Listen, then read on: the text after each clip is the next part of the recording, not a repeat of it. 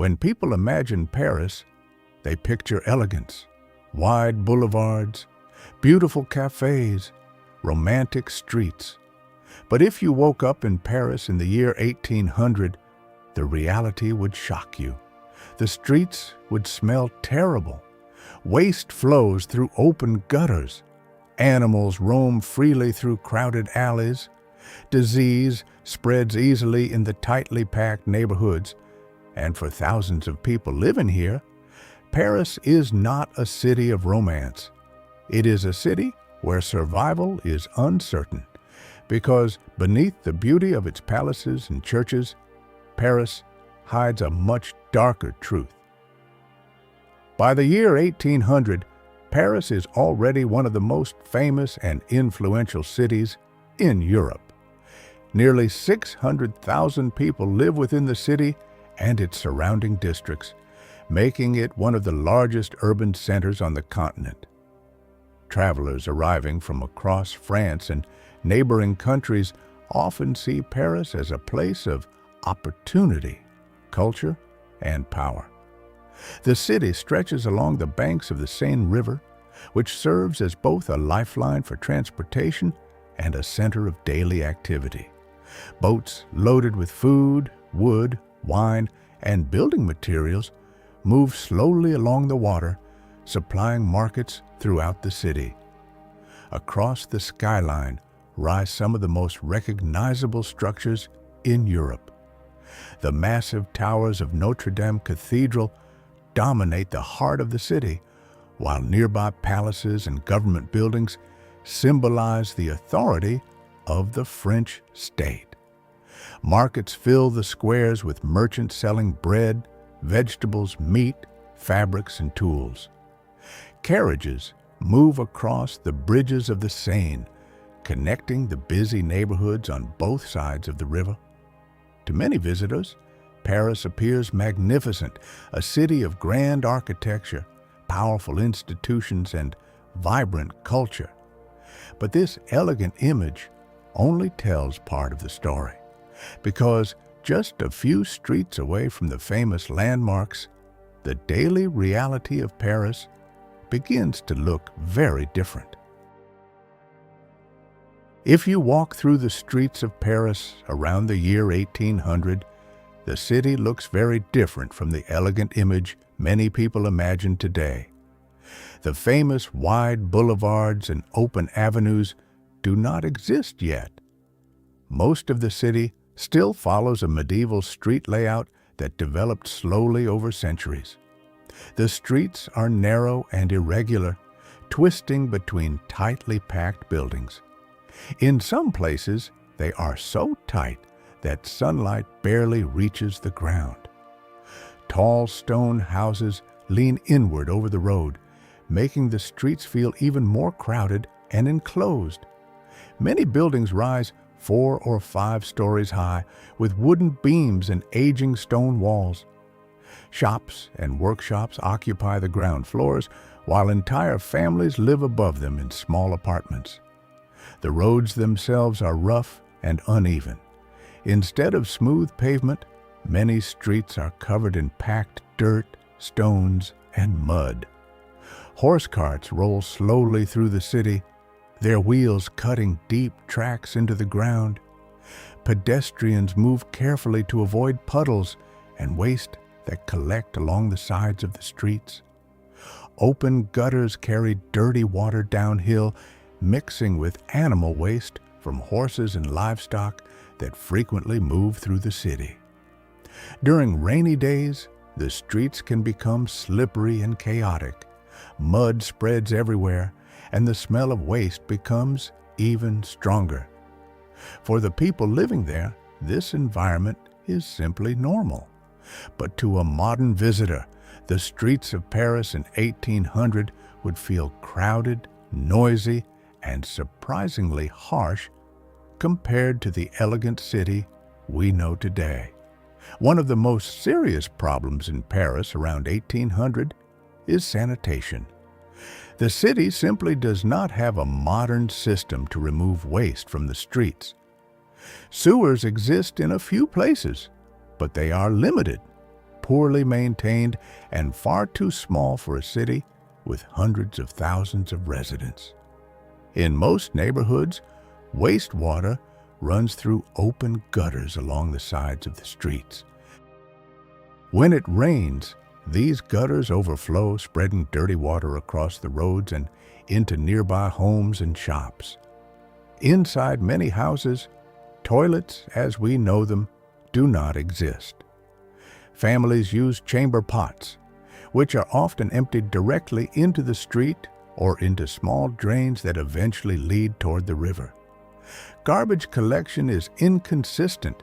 Food waste, animal remains, broken tools, and household trash frequently pile up near buildings or in alleyways. These piles attract rats, insects, and stray animals that roam freely through many parts of the city. Even the Seine River, which provides water for drinking, cooking, and washing, becomes heavily contaminated as waste flows toward it from the surrounding streets. For the people living in Paris, these conditions are unpleasant but familiar. Most residents have grown used to the smells and the constant presence of waste. What they do not yet fully understand is how dangerous these conditions can be for public health. In a city as crowded and unsanitary as Paris in 1800, disease is never far away. Illness spreads easily through the dense neighborhoods where thousands of people live only a few steps from one another. Narrow streets trap foul air, and stagnant water collects in gutters and courtyards. Without modern sanitation, contaminated water and waste create ideal conditions for outbreaks. Diseases such as typhoid, dysentery, and cholera-like infections appear regularly, especially during warmer months when the smell of decay becomes stronger and insects multiply. Doctors in this era still struggle to understand the real causes of these illnesses. Many believe disease comes from miasma, or poisonous air rising from rotting waste. So when certain districts smell especially foul, people assume the air itself is deadly. Hospitals quickly become overcrowded during outbreaks. Poor families suffer the most. Entire households often share a single small room, sometimes with 5 or 6 people sleeping in the same space. If one person becomes sick, the infection can spread through the entire family within days. For many residents of Paris, sickness is simply another part of city life, something dangerous, but tragically common. Yet despite the mud, the smells, and the crowded streets, Paris in 1800 is far from lifeless. In fact, the city feels constantly alive. From early morning, markets begin to fill with people. Farmers arrive from nearby villages carrying vegetables, fruit, cheese, and fresh bread. Vendors shout loudly, competing for customers as carts roll through the narrow streets. Artisans open their workshops along the busy lanes. Blacksmiths hammer glowing metal. Tailors sew clothing for customers standing in cramped doorways. Bakers pull warm loaves from brick ovens, and the smell of bread drifts through entire neighborhoods. In the afternoons, cafes and taverns begin to fill. Workers gather to talk about politics, news, and rumors spreading through the city. Paris is still feeling the aftermath of the French Revolution, and conversations about the future of France happen everywhere. Street performers entertain crowds with music, juggling, and small theater shows. Children run through alleyways, dodging carts and animals. Even in the poorest districts, people find ways to build community. Neighbors share food, stories, and news. Life continues in a constant rhythm of work, noise, and survival. Paris may be dirty and dangerous in places, but it is also vibrant, restless, and full of human energy. By the beginning of the 19th century, it is becoming increasingly clear that Paris cannot continue functioning the way it has for centuries. The city has grown too large for its medieval structure. Hundreds of thousands of people now live inside neighborhoods that were originally designed for far smaller populations. Streets that once served small communities are now overwhelmed with carts, market traffic, pedestrians, and animals, all competing for space. Movement through the city is slow and chaotic. Merchants struggle to transport goods. Emergency services often cannot reach fires quickly because the narrow streets block access. At the same time, sanitation problems are becoming impossible to ignore. Waste continues to flow through open drains. Contaminated water spreads illness through crowded districts. During the hot summer months, the smell in certain areas becomes so strong that residents keep windows closed just to escape it. Public health concerns begin to worry city officials and doctors alike.